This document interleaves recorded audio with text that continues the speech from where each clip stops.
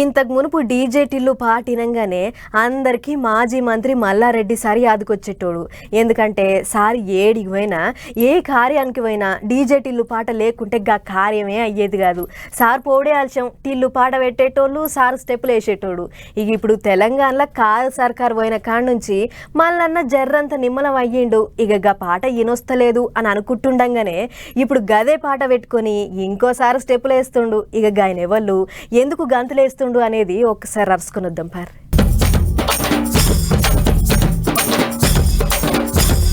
DJ Tillu కొట్టు కొట్టు DJ Tillu కొట్టు డీజే టిల్లు కొట్టు బాస్కులు బలిగే తట్టు.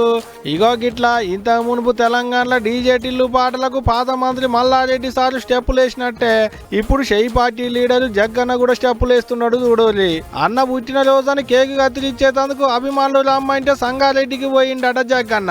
అభిమానులు తెచ్చిన కేకును ఇగో ఇట్ట తలవారుతోని కత్తిరిచ్చిండు. అటెంక డీజే టిల్లు పాటలకు జోరుగా స్టెప్పులు వేసిండు. అన్న స్టెప్పుల్ని మల్లోపాలు చూడోలి ఎట్టేస్తున్నాడా.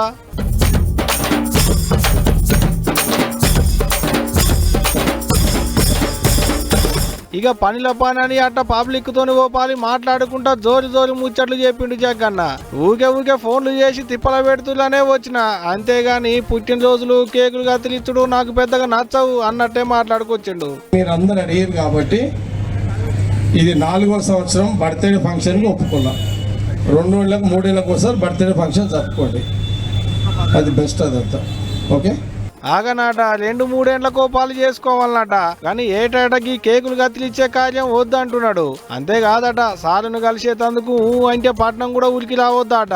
ఇంటికాడ దొరకలేదని గాంధీ భవనంకి వస్తే అసలే మాట్లాడాడట జగ్గన్న. 2 నెలల తర్వాత టైం షెడ్యూల్ వారానికి ఒకసారి ఇంటికాడ ఉంటా.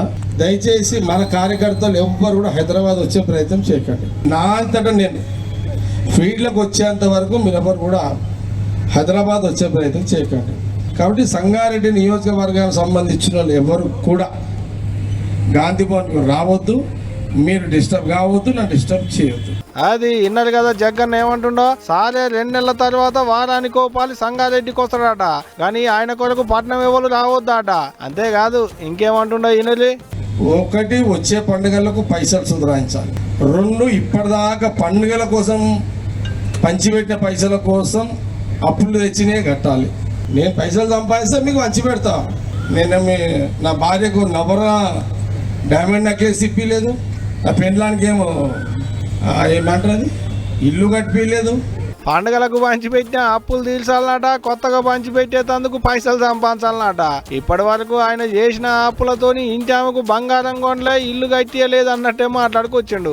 అంటే ఇప్పుడు అన్న చేసిన అప్పులన్నీ ఊళ్ళో బుగ్గలేసినందుకే ఆయన కావచ్చు అనుకుంటున్నారట చాలా మంది.